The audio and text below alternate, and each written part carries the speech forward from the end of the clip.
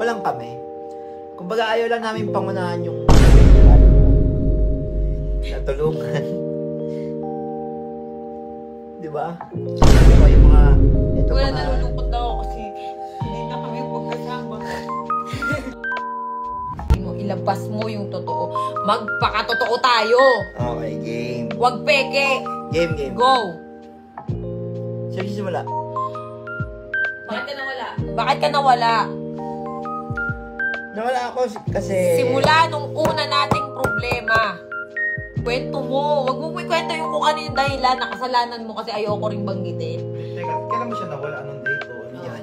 December 19 after Christmas party, hindi na siya umuwi. Asa kayo December 19? Hindi. Basta ako, may problema kami ni Pacboy.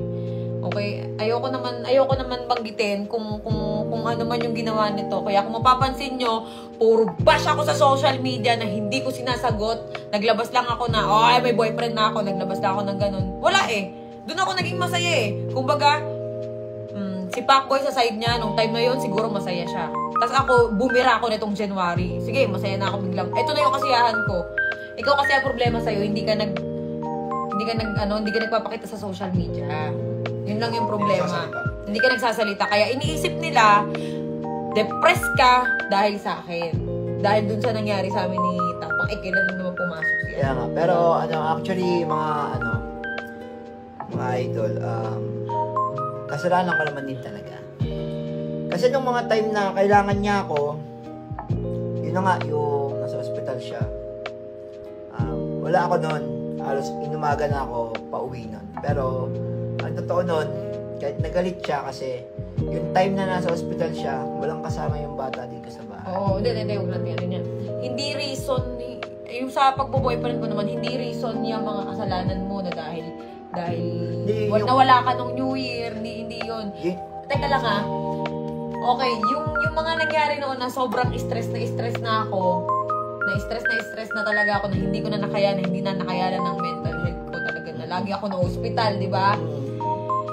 Yung time na yon, yun na yung nagkaka-problema kami ni Pacboy na actually, mahal namin ng isa't isa.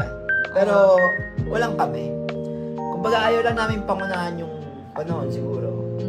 So, parang tingin namin, nagkakapaan pa kami ng ugali. Tingin ko, may inaantay siya na gawin ko para mapulpil siya na sige, okay na to. Teka lang, maano? Basta yun yun. Nasabi ko din. Maano? Pulpil. Ano yung pulpil? Mapunan. Mapunan. Pulpil. Kumbaga, kunyari, parang may inaantay siya na bagay na i-improve ko sa akin. Pero tingin niya, hindi pa niya nakikita. So, parang gano'n. So, waiting tayo doon hanggang dumating tayo sa point na hindi na kami magkasundo. Actually, may mga away kami na tago. May away din naman kami na nakikita nyo. Ngayon, kaya kami magkasama ni Kalbo. Yan, kasi para ayoko nakikita siya na ganyan, na parang nahihirapan kasi nung hindi na siya nagpapakita, eto ha, lilinawin ko lang, nung hindi na siya nagpapakita, wala pa si Tapang noon. Wala pa sa buhay ko. Kumbaga, ayun nga, akala ko hindi na siya magpapakita, hindi siya magpaparamdam sa akin kasi ayaw mo nang umuwi, wala naman akong ginawa. Kung siguro, kasi masungit ako minsan sobrang strict ako sa bahay, di ba? Kaya siguro nagkaganon din to si Pacboy. Pero yung may bagay kasi siya na hindi niya talaga maiwasan. Kaya sa utak ko parang sakit-sakit na parang ano bang kulang, ano bang kailangan kong gawin para itigil mo yung ganitong bagay. Parang, ayun, napagod na ako na parang yung binibigay kong love, hindi worth it. Yung binibigay kong payo, hindi tumatalab. Hindi ko na alam gagawin ko. Ngayon, may dumating sa buhay ko na parang, sige, subukan ko. Okay. Yun. Pero yung pagmamahal ko kay Pacboy, hindi nawawala yung bilang pamilya. Pero hindi mo naman ginamit talaga si Pacboy. Kasi maraming sabi, ginamit mo na si Pacboy, nagpaka-famous ka lang daw after nun. Eto ha. After mo mag 4 million, parang hindi mo na si Pacboy sa Hindi ko kasalanan kung dumami yung followers. Pero nung una pa lang, nung nakilala ko si Pacboy, nagbablog na ako. Sa YouTube ako noon. Diba? Nung nag-collab kami ni Pacboy, nung nasa inyo siya, pumunta pumunta ka dito, di ba? Hindi natin expect na puputok yung vlog natin. Kwento Masyado ako natin lahat. masyado ako naging kampante. Yan. Siguro siguro pakiramdam ko, parang tumaas ako, lumaki yung ulo ko, gano'n. Pakiramdam ko parang, ay, hindi ako iiwan nito, gano'n. Kumbaga, parang kayang-kaya kong kontrolin lang. Mas lagi mo pa akong tinatakot na aalis ako dito. Lagi mo akong ginaganon. Guys, yun yung totoo. Lagi mo ako tinatakot na aalis ako dito. Kasi mabunga nga ako kapag ka nakakita ako ng yung pagpasaway siya, maingay ako Kasi siguro na rin to, narindi rin. Siguro hindi ko yung mga panahon na yon, hindi ko pinahalagahan yung pagmamahal nito. Yung mabang ako.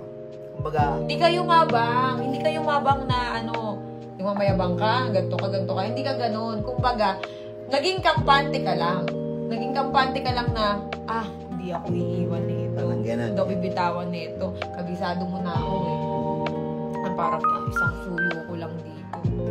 Ganun. Yun, masyado ko naging kampante. Ayun, gusto ko lang din mag-sorry kay Pacboy. Kung gusto ko rin mag-sorry sa inyo. Alam ko, nasaktan ko yung feelings mo. Ngayon lang, alam mo yan, ngayon lang ako ganto. Hindi ko rin alam, parang biglang biglaan Siguro sa sobrang saya ko, hindi ko na namalayan na nasasaktan ko na pala si Pacboy. pero wala ka naman sa Kung tutusin, guys, wala naman siya sa estado na, dyan sa point na yan. Hindi siya darating sa point na yan. Kung naging... Nagpakita ka. Hindi, kung siguro kung inayos ko, kung siguro yung mga panahon na yon, yung problema namin na yun, kung siguro inintindi ko siya, and then siya naman yung time na wala ako, ang naging comfort zone niya is yung nandun siya sa Cebu, and siguro si Boy Tapang yun nandun that time na stress siya sa akin, and tingin ko napagod na rin siya. Naiintindi ko. Paulit-ulit ka noon. Yun na, napagod na siya. Napagod ka na rin. Parang napagod ka na rin. Hindi, sa totoo lang. Sa totoo nung nakita ko yung live nito. Kasi hindi ako nagkulang Lagi kitang lagi kitang kinokontak araw-araw, di ba? Wala pa ang tapang araw-araw kitang kinokontak, nasan ka, umuwi ka. Di ba? Pero anong ginagawa mo, Denma? Ito, sa loob ng 1 year yung magkasama. Ano masayo pa ako kayo kay Cherry White na yung magsisimula siya ulit na hindi ka na niya makakasama. Kumbaga, parang magsisimula ulit kayo sa umpisa. Totoo naman kasi niyan. Kaya naman natanggap ko yun sa kanila ni Tapang. Hindi ako tumingin sa hindi ako tumingin sa galit yung naging sila. Ang tinignan ko kasi dyan yung mga bagay na naitulong mo. Kung paano mo nabago yung isang Pacboy, kung paano mo natulungan. Di ba?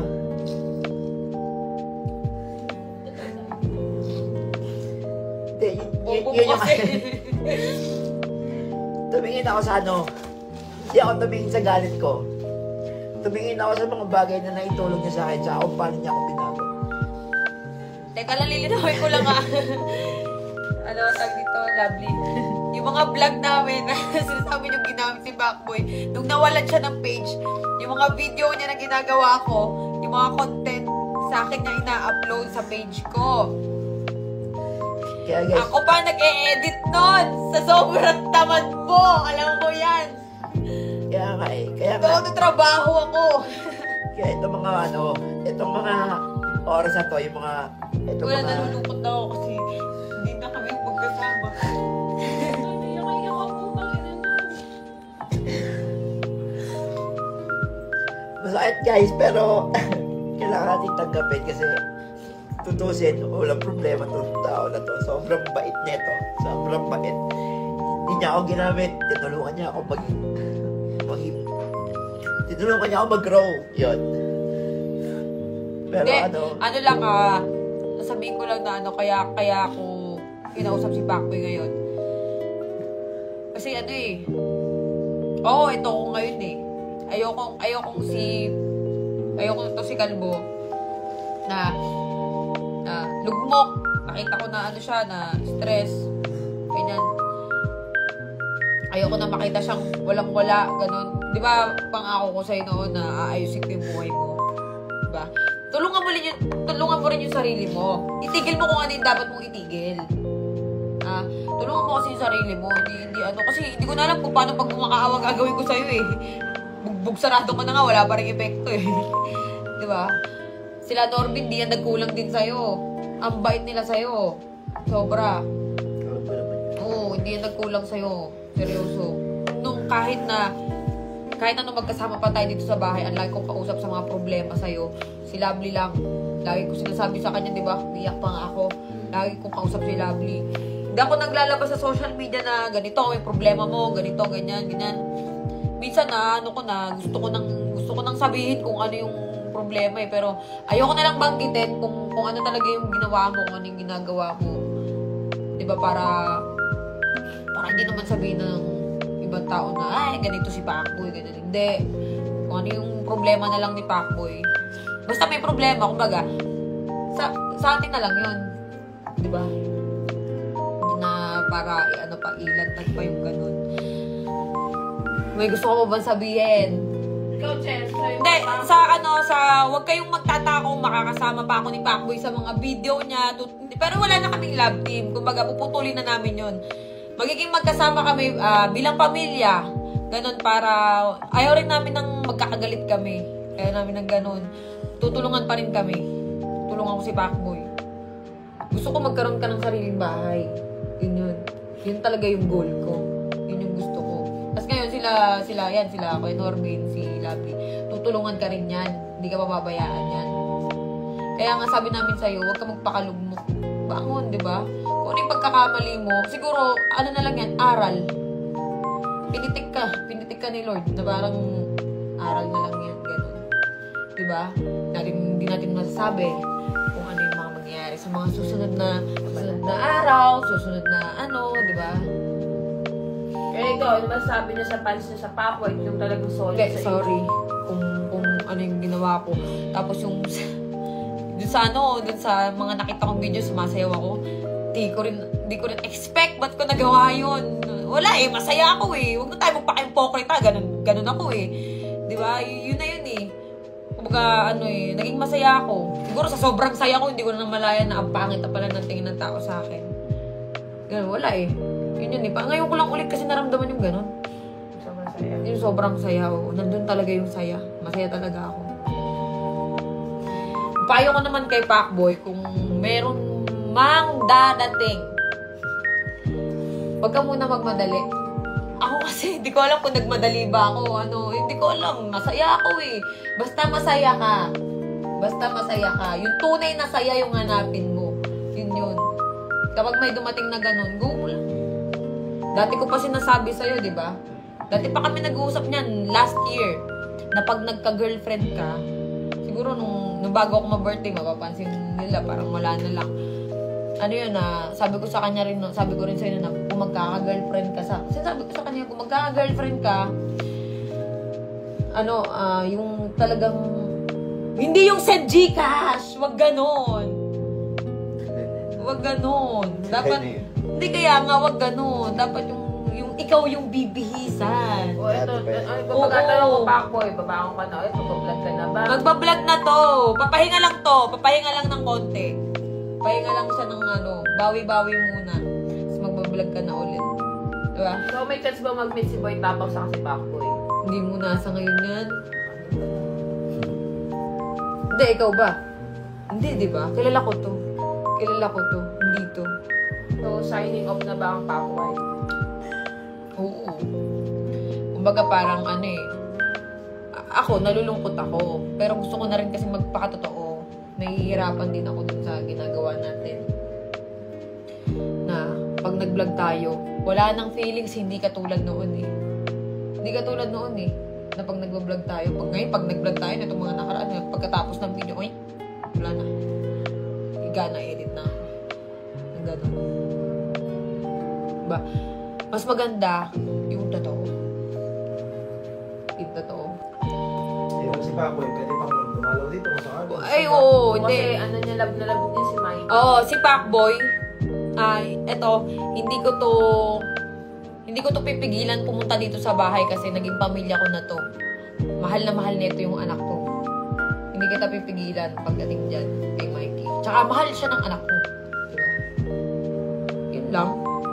Hindi kasi yan nangyayari kasi nakakatakbo kay Papoy sa totoo lang. Kung may problema siya sa inyo, siya tumatakbo. Hindi kami naman itong pati dito lang. Bukas naman yun kayo. Hindi, kasi- Sarado mo lang. Ito kasi yung point ko doon. Hindi ako tumatakbo sa inyo. Kasi andun pa rin yung yung hiya. Ba't maiiyak ka? Nahiya ako sa part na pakiramdam ko iniwan ko kayo that time. Hindi kaya ka lang na yung mag-grow kasi hindi ka naman papabayaan kung hindi ko nakikita mag-grow ka kay Cherry White eh. Noong una talaga, doubt talaga ako kay Cherry White, no? Di ba? Alam mo yun? Pero nakita talaga namin si Paco yung maayos yung buhay, gumaganda yung pananamit niya, yung parang, hindi na siya yung parang sidekick lang ni Norby. Kumbaga, nakikilala siya sa ibang character. Doon ko na talagang naano si Cherry White na mabuti talaga yung hangarin niya kay Pacboy. So, Hindi, tsaka malaki talaga respeto ko kay Pacboy. Alam niya yan. Alam niya yan.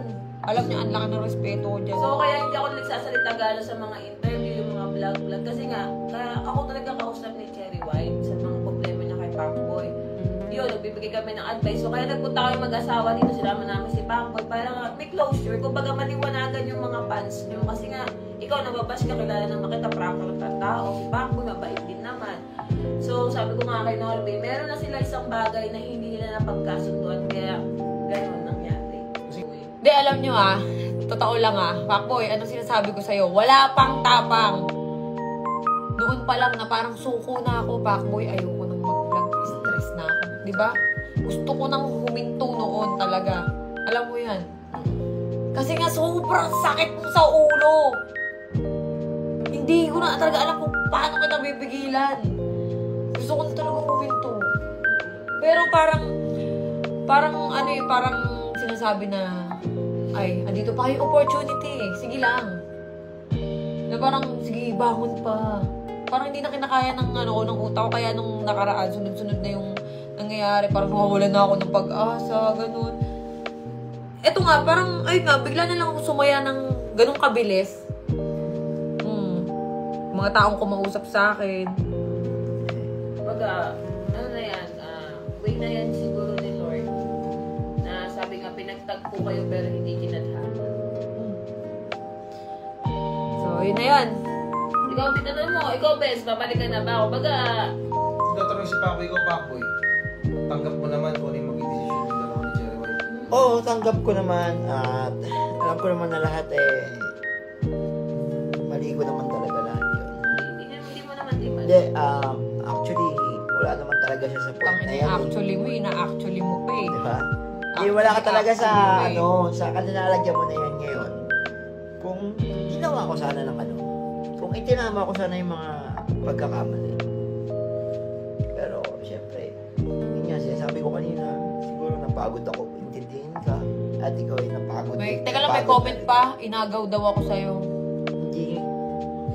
Hindi po niya ako inagaw. Ay, hindi po siya inagaw sa akin. Kasi, wala naman talagang kami. Yun ang totoo. Ang sakit. Wala silang label pero nagmamahalan sila dalawa. Yun yun. Pinalaman yung isa't isa nung wala kaming ganon dahil ayaw namin pangunahan yung panahon. Hindi, Pacboy, ito. Ano masabi mo? Ito na yung last na... Ito ba yung last video natin? Hindi mo kasi. Hindi, magiging ano pa rin tayo. Hindi ko masasabi. Magiging magkasama tayo sa video pero hindi na katulad noon. Okay, tulungan natin si Pacboy. Yes. Oo, tutulungan ko yan si Pacboy. Hindi, lang eh. hindi ko bebigay ang pera mo. Ipeted ko talaga. Kahit ano mangyari, ay dele ko talaga ibigay. Kaya ka na. Ayun, gusto ko lang mag-message din siyempre sa, yun, kay Boy Tapang na thank you kasi nandiyan ka nung mga panahong wala ako. Nandiyan ka nung mga panahong malungkot siya. And maraming salamat kasi dahil nakita ko na kung gano'n siya kasaya nung mga panahong wala ako at kailangan niya ako. Tapang Ano na si Ayun na nga, thank you sa'yo. Kay Mikey to sige. Ako na pala kay Chere, Pakboy. Hindi, yun na sa inyo, Eh, si Boy Tapang ko na, si Boy Tapang ko. Kunyari ako si Boy Tapang, sasabihin mo kay Boy Tapang. yun na, stay in love always, and Tumingin kay Boy Tapang. Ay, si Boy Tapang. Boy Tapang, yun, thank you Oh, sa'yo. ano masabi mo kay Boy Tapang? Yun, thank you sa'yo kasi dahil nung mga panahong malungkot siya, nandiyan ka para i-comfort mo siya. And di mo siya iniwan ng mga panahon na yun, stress siya sa akin. At syempre, yun, stay in love and focus lang sa goal nyo. Yan, bahalan kayong dalawa. Minsan, dalaw ka sa Cebu para pakita mo kami ni Chere. Sige. Pero baka hindi na rin siguro.